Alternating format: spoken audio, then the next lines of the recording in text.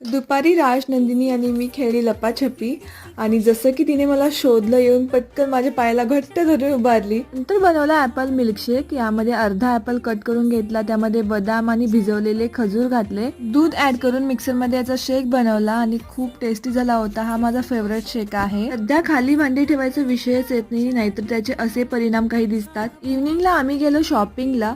एंगेजमेंटसाठी नरेंद्रसाठी कुर्ता बघायचा होता आम्हाला.